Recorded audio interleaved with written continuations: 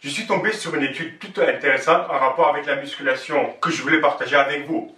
Qu'est-ce qui est mieux pour la performance et l'hypertrophie? De s'entraîner le matin ou plutôt l'après-midi? Ou est-ce que ça fait aucune différence? Donc, qu'on soit clair dès le début, si tu vas régulièrement 3-4 séances par semaine, et ça peu importe le moment de la journée, tu auras déjà 99% des résultats. Le moment de l'entraînement, c'est pour ceux qui sont super pressés avec leur objectif et entraînement et cherchent à gagner les petits plus. Il y a une théorie qui dit que s'entraîner le matin, c'est mieux car c'est là où tu as un pic de testostérone et donc il faut profiter de ce moment-là. Mais une étude de 2009 a montré qu'après 3 mois d'entraînement, soit le matin, soit le soir, il n'y avait pas une différence statistiquement significative. Même s'il y avait un petit avantage pour le groupe du soir. Donc l'argument du pic de testostérone tombe à l'eau. Et même une pique ne sert à rien pour profiter de testostérone, il faut une bonne augmentation et une augmentation qui dure longtemps.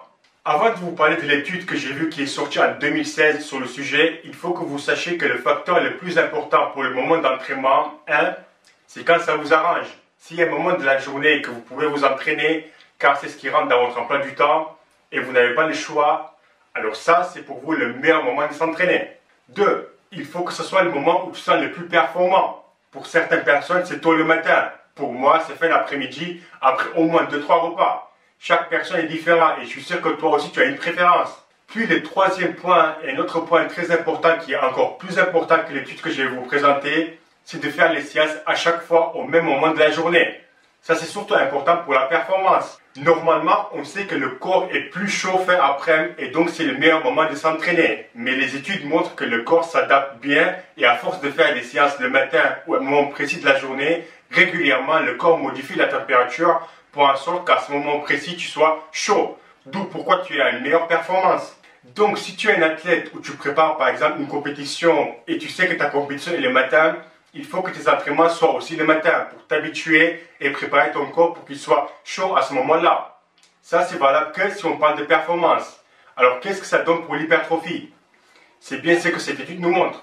Donc, cette étude classique a comparé 2 groupes d'entraînement, matin ou après pendant 24 semaines, donc 6 mois, avec la presse. Et que sur les cuisses, ils ont vu que le groupe après a conçu 5% de muscles plus que l'autre groupe, 11,5 contre 16,8. Par contre, je ne sais pas ce que ça donne sur les autres muscles. Et attention, cette différence est venue après les 12 semaines. Donc, il faut quand même un temps pour que le corps s'adapte. 5% de différence, ce n'est pas beaucoup, surtout pour quelqu'un qui s'entraîne depuis quelques temps. Mais c'est toujours ça, car on sait à quel point, en tant que naturel, c'est difficile de construire du muscle. Donc, si vous avez le choix, alors pourquoi pas? Donc, pour résumer, et vous avez les liens des études en bas dans la description, le meilleur moment pour s'entraîner, c'est quand ça t'arrange. Puis le moment où tu sens le plus performant.